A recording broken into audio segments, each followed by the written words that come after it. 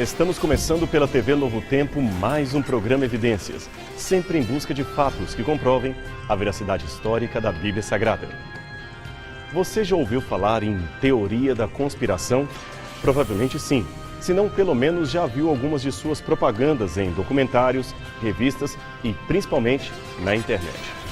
Os teóricos da conspiração amam assustar o povo com ideias factoides de uma ameaça iminente que os governos querem esconder, mas que todos deveriam saber para salvar as suas vidas. Alguns, no entanto, teriam descoberto a trama e agora correm para alertar a humanidade.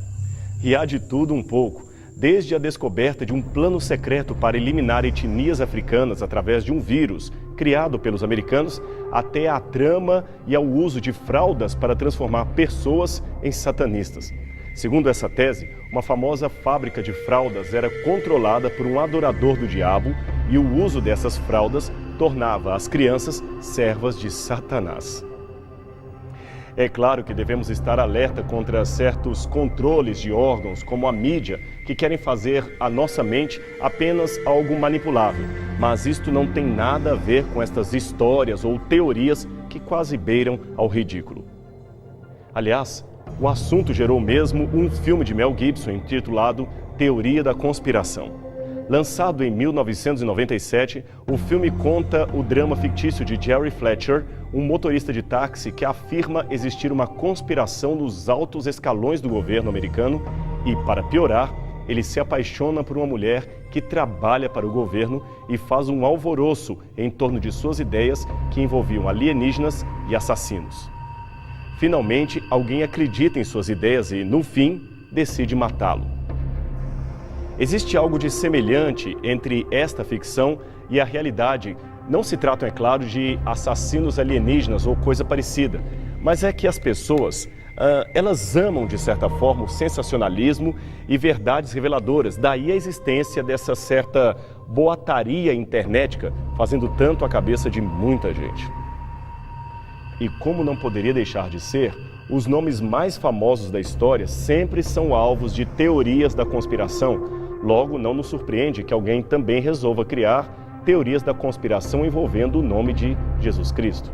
Algumas dessas famosas teorias da conspiração de Jesus foram o Código da Vinci, de Dan Brown, a tumba perdida de Jesus, de James Cameron e Simcha Jacobowitz, a conspiração de Jesus, de Kersten Gruber e, finalmente, Zeitgeist, o filme.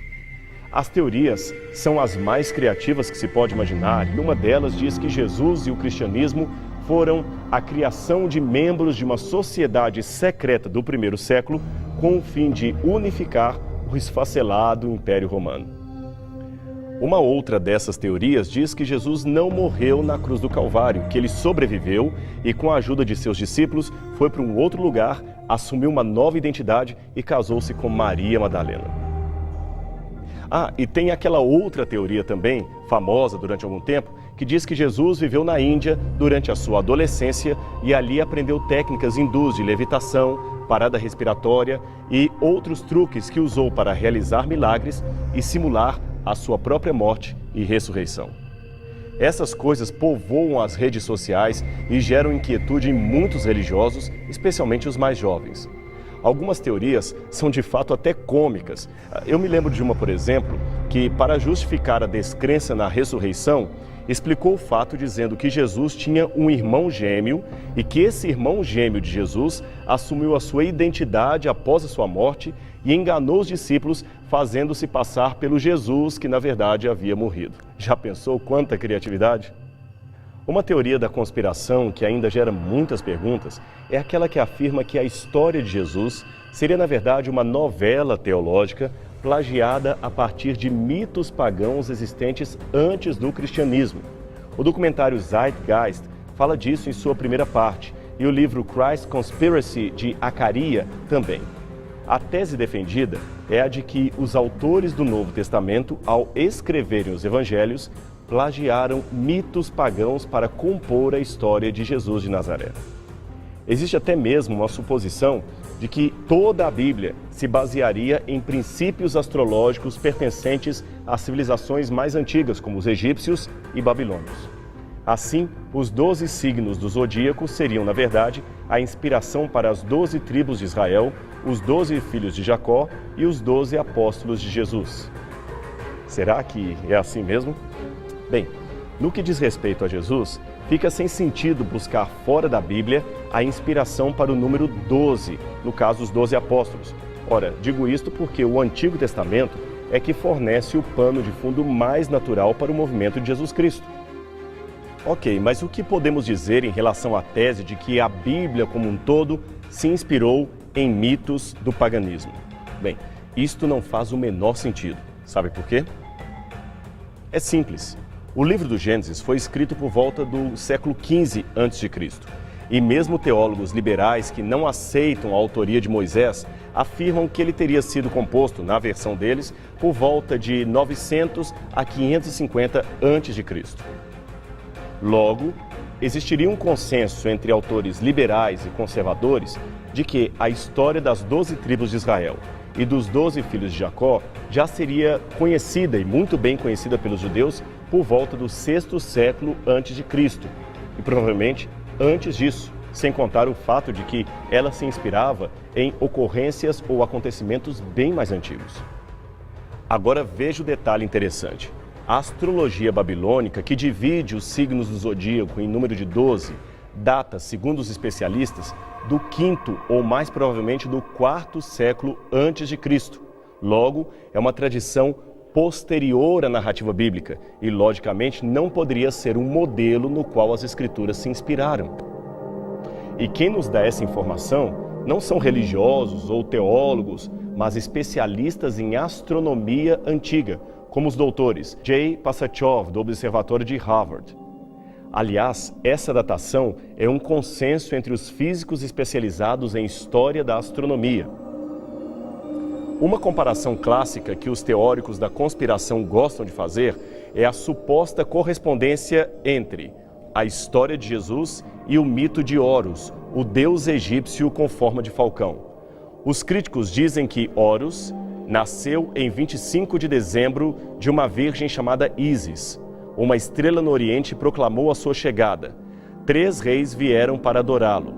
Ele se tornou um grande mestre aos 12 anos. Aos 30 foi batizado no rio Eridanos por um profeta chamado Anup. Tinha 12 seguidores, fez milagres e ressuscitou El Osíris ou El Lazarus dentre os mortos. Pregou numa montanha os ditados de Lusa. Era chamado de Cristo, ou ungido, e finalmente foi crucificado e reviveu. Essa lista é tão impressionante que mesmo quem conheça por alto a vida de Jesus não consegue deixar de perceber as incríveis semelhanças entre um relato e o outro. E o mais instigante, o mito de Horus dataria de 3.000 anos antes de Cristo. Logo, Cristo teria plagiado Horus. Muito interessante, não é mesmo? Interessante se não fosse uma mentira. Apenas para constar, não temos nada, absolutamente nada na história egípcia que apresente esta versão do mito de Horus. Horus jamais nasceu em 25 de dezembro, e nem Jesus. A sua mãe Ísis nunca foi uma virgem. Ela era, pelo contrário, a esposa de Osíris e concebeu seu filho se autofecundando com o esperma de seu pai que havia sido morto. Aliás, existe mesmo uma história de aparente ressurreição no mito original egípcio, mas não tem nada a ver com a ressurreição de Cristo. É que Ísis, a esposa de Osíris, tomou o corpo esquartejado de seu marido e o costurou. Em virtude disso, ele então volta a viver, mas apenas como um rei mumificado no mundo dos mortos. Não há nada no mito egípcio original falando de um batismo de Horus ou de uma escolha de 12 discípulos, muito menos de operação de milagres. E dizer que ele também era chamado de Cristo, o ungido, é a pior falácia, a pior mentira que se poderia inventar. Primeiro, porque temos que esse título era aplicado não a Horus. E segundo, porque Cristo em egípcio significa sepultamento e não ungido. Quando a gente vê essas coisas, fica se perguntando de onde certos autores arrumam tanta criatividade para inventar dados falsos e enganar as pessoas que pensam estar diante de uma pesquisa séria. Mas vamos continuar vendo os paralelos. Os editores ainda do documentário afirmam que a história da ressurreição de Jesus era uma adaptação do mito romano de Átis, uma divindade muito popular no Império. Eles afirmam que Átis, tal como Jesus de Nazaré, foi crucificado, morto e ressuscitou no terceiro dia. Isso não faz sentido algum. O mito romano de Átis nunca afirmou tal coisa. A lenda original fala de um jovem infeliz no amor que, depois de castrar-se a si mesmo, ficou louco e fugiu para viver nas florestas. Átis era o filho da grande deusa mãe Cibele, e alguns supõem que, mais tarde, o mito evoluiu falando algo sobre uma possível ressurreição do filho de Cibele, que era celebrada no Festival das Hilárias, comemorado todo dia 25 de março. Bem, sobre esse dado, em primeiro lugar, a divergência entre os especialistas, se o festival realmente celebraria uma suposta ressurreição do Deus ou outra coisa. Ademais, ainda que se confirme este fato, tal celebração não aconteceu senão depois do ano 150 de nossa era, ou seja, mais de 100 anos após a origem e fundação do cristianismo. Sendo assim, se houve mesmo tal celebração e uma conseguinte influência de um relato sobre o outro, certamente o relato cristão, que é mais antigo, é que serviria de inspiração para o segundo, e não o contrário, como diz o documentário. E eu disse serviria, porque a tendência atual dos estudos arqueológicos e históricos não é mais a de atribuir rapidamente relação entre relatos apenas com base em semelhanças orais e redacionais. Veja, por exemplo, Júlio Verne escreveu um romance no século XIX sobre a ida do homem à Lua, e nem por isso vamos dizer que o programa espacial americano, surgido posteriormente, seria inspirado em Júlio Verne. Você quer mais um exemplo de como é possível criar paralelos ilusórios entre duas histórias? Então vamos comparar a vida de Napoleão Bonaparte e Adolf Hitler. Ambos, Napoleão e Hitler, queriam dominar e unificar a Europa e por pouco conseguiram, mas tiveram como principal inimigo a Inglaterra, que no caso de Napoleão decretou o bloqueio continental e no caso de Hitler erigiu a mão de ferro de Winston Churchill. Ambos, novamente, Hitler e Napoleão, tiveram uma vida amorosa complicada. Napoleão com Josephine, mais velha que ele, que o desprezava muito, e Hitler com uma quase adolescente chamada Eva Braun, 23 anos mais nova e com quem se casou apenas alguns minutos antes de ambos se suicidarem.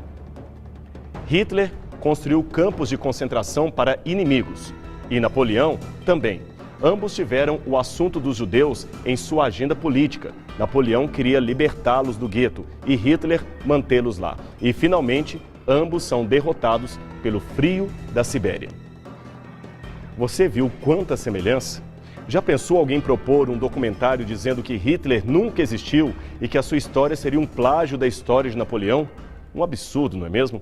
Pior ainda é quando os paralelismos são forçados ou mentirosos, como até agora parece ser o caso das comparações propostas entre Jesus e os mitos pagãos da antiguidade. Outro paralelismo que fez muito sucesso nas redes sociais foi a suposta equiparação entre Jesus e Dionísio. Conhecido também como Baco, Dionísio era o deus do vinho e da colheita de uvas. Suas imagens sempre o retratam como um jovem adolescente, e seus rituais, embora ainda envoltos em mistério, pareciam conter orgias e bebedices. Por isso, seu nome em latim, Baco, acabou se tornando uma alcunha de festas de orgia chamadas bacanais. Das várias versões clássicas de seu mito, a mais conhecida é aquela que conta a aventura amorosa de Zeus e sua amante Semele. Grávida, ela pede a Zeus que se mostre a ela em toda sua glória, o que ele concorda. Zeus então aparece com seus raios e trovões e ela, não suportando tamanha luz, cai morta ao chão. Zeus tira o precoce menino de sua barriga e termina a gestação em sua própria coxa divina. No momento de Dionísio nascer, Zeus então abre novamente a coxa e tira a criança e o entrega a Hermes para cuidar dele. Daí em diante, o menino começa a passar de mão em mão, de tutor em tutor, até finalmente ser entregue às ninfas que viviam em Nisa, e elas cuidaram dele até a sua fase adulta. O mito continua dizendo que Dionísio passou por um momento de loucura até ser curado pela deusa Cibele. Ela o instruiu em sua doutrina e ele então aprendeu a arte do vinho e atravessou a Ásia, ensinando aos homens como cultivar a uva. Não existe, portanto, nada nesse mito que possa assemelhar Dionísio a Jesus Cristo. O fato de Cristo usar vinho ou suco de uva na Santa Ceia é muito pouco para equiparar os dois relatos. Também não há nada que diga que Dionísio nasceu em 25 de dezembro a partir de uma virgem. Aliás, esse detalhe de nascer de uma virgem no dia 25 de dezembro é mencionado pelos críticos como sendo parte das mitologias de Dionísio, Mitras e do já mencionado Horus. Nada, porém, nas versões antigas destes mitos corrobora com essa afirmação.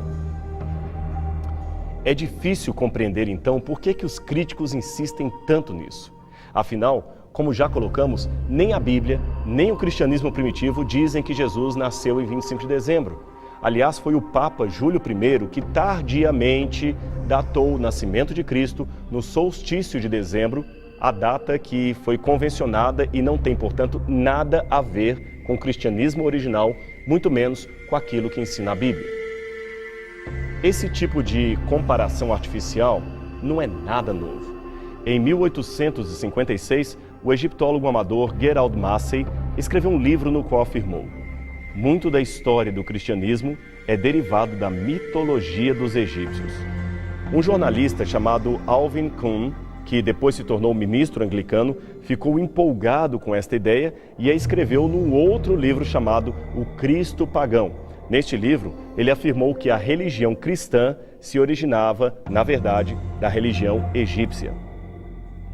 Bem, por ora basta dizer que vários estudos em egiptologia foram desenvolvidos nos anos seguintes e nenhum deles jamais validou qualquer das afirmações de Massey e Kuhn. Pelo contrário, suas teorias fazem os egiptólogos rirem. Agora, para quem quer criar sensacionalismo e aparência de teoria nova, aí sim, essas velhas afirmações até que são muito bem-vindas. Deixando agora um pouco de lado as histórias greco-romanas e egípcias, há também uma teoria que afirma que a história da crucifixão de Jesus deriva de um mito hindu. Esse mito seria a saga de Krishna, a revelação máxima da divindade. Olha, eu já li mais de uma vez o Bhagavad Gita, o livro sagrado dos hindus que conta a história de Krishna, e não me recordo de ter lido ali nada que possa ser associado à crucifixão de Cristo. O que o texto do Bhagavad Gita diz é que Krishna morreu vítima de uma flechada acidental que ele tomou quando guerreava ao lado de Arjuna. Depois disso, a sua alma foi levada ao paraíso e não houve nada que se possa chamar de ressurreição da carne.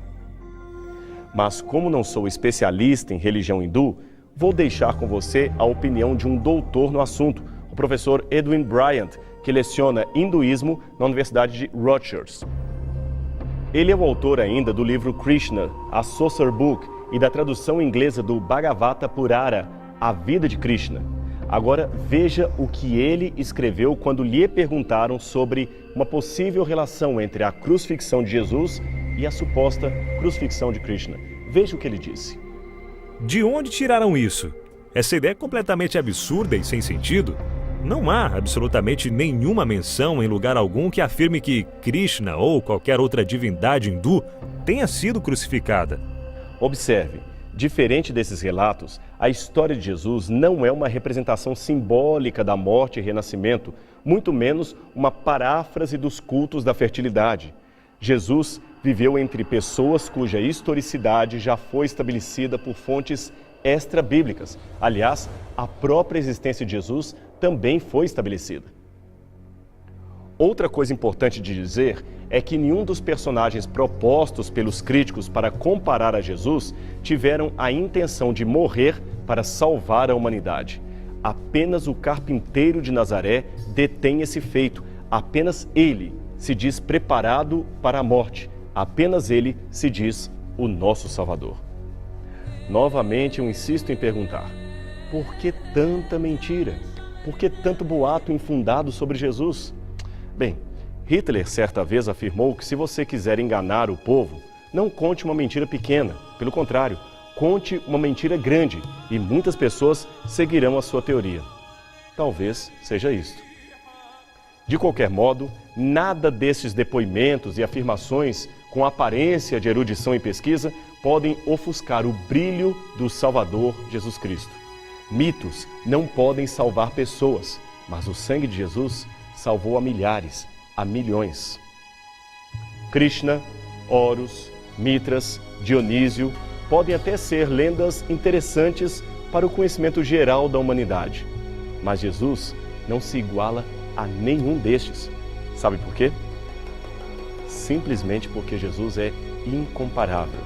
Ele é o único que pode salvar totalmente os que por ele se chegam a Deus. Pena que o nosso programa está chegando ao fim, mas nessa semana, pense em Jesus. Saiba que ele pode salvar a sua vida. E a gente se encontra novamente aqui no próximo programa Evidências. Até lá!